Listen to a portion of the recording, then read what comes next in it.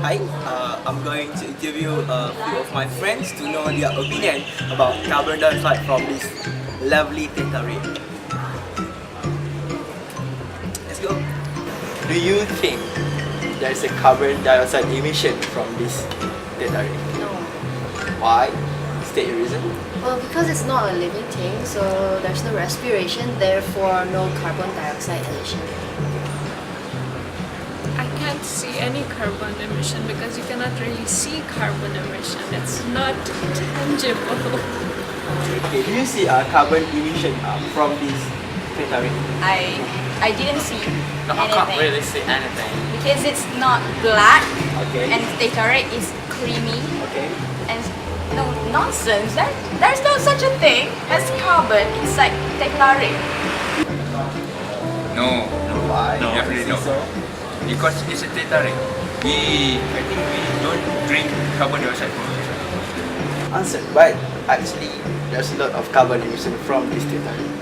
Why? Okay, actually there's a lot of carbon emission from this territory. Oh, really? Yes, of course. Because data comes in many forms. But I want to state that if it comes in a powder form, it needs time and energy to actually make it into powder form. So in this process, we call it as evaporation. It needs a lot of heat, and so this heat is only generated by burning of fuel. Actually, we mean the production of tetari itself, the way you get it, the way the tetari produce emits lots of carbon dioxide. We want people to realize that lots of things that they do in their life emits carbon dioxide. I'm never going to drink Gatorade anymore. It's coffee. Yeah, that's all activity of the human beings really emit a lot of carbon footprints.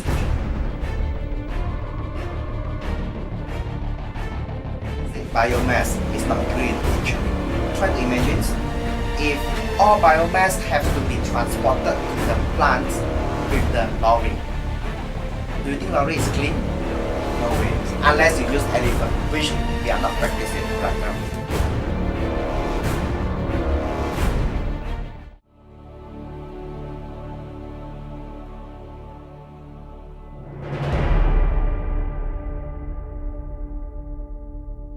At this moment, of course, the most significant one is the transportations. If we can reduce the carbon footprint from the transportation itself, we can significantly reduce the carbon footprint. Generation, basically we use algae to produce the biofuel. As we all know that algae actually is very rich in protein, at the same time rich in the fat itself. So the process as simple as we will harvest the algae and then we will press it become the juice, and from the juice we try to separate it into the protein and the fat part itself. Of course, through the fat part, that is, we will go through several processing to make it become biodiesel. This is very much being used in USA as well as China at this moment. Back to our home country, Malaysia. Actually, we are one of the best countries to practice this. I still remember I had the international conference in this algae bioenergy in Italy. You know, those people that keep on complaining that they wish their country can have 365 days sunlight, which they don't have. I always welcome them to transfer their technology back to Malaysia because we have what they want. We have unlimited sunlight here. Well, this has to back to a very important concept we call industry symbiosis. So we try to ask ourselves what can we feed back to the ecology system. So this comes to the new idea, can we feed back the CO2 as the needed element back to the ecosystem? So this comes into the giant bamboo project. So the idea is very simple. So we try to channel the CO2 from the industrial area to the forest area, which has is the bamboo growing area. So in this case, actually bamboo is one of the very efficient, fast grow woods. So bamboo will grow very fast, but at the same time they need a lot of carbon element for the growing. So in this case, if we can pump or we channel the CO2 back to the forest with a lot of bamboo, at the same time bamboo will consume, or we say offset the CO2. At the same time it will grow very fast, faster than before that. So By right, bamboo will get matured by 5 years, but if we can channel the CO2 into that zones, the bamboo can grow within 1 year. So after 1 year, actually we can harvest the bamboo and make it become the biosources.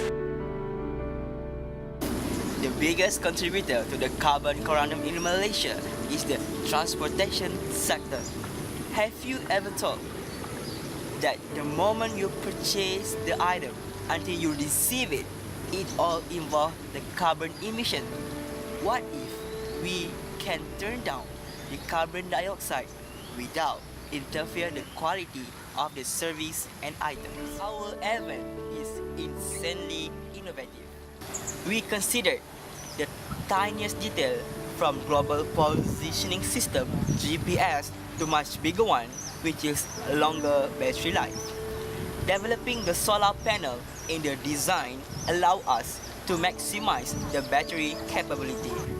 With our idea, we could solve the problem that's circulating right now, such as late deliveries and zero product damage, since event only travel in the air.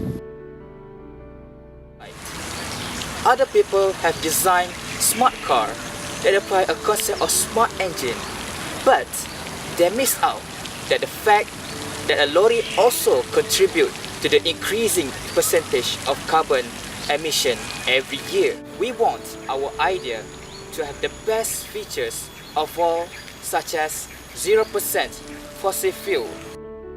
Our next idea is to have electric charged roadways. The road is storing enormous amount of electricity in order to supply the lorries with sufficient electric energy. We introduce you the wireless charging system. In every 5 km, we'll implement the wireless charge roadways so that the lorry will never run out of its juice. One of the major problems with the lorry is when it comes to the high-level roadways. The lorry needs extra thrust to move. With our smart lorry, the engine is so strong that it can travel as fast as a normal car. So, I would like to encourage the young chemical engineer think about this keyword balance. Will you implement this balance concept in your design, in your control, or in your production later on? Think this keyword properly, because if you lost balance, the whole world will lose balance as well.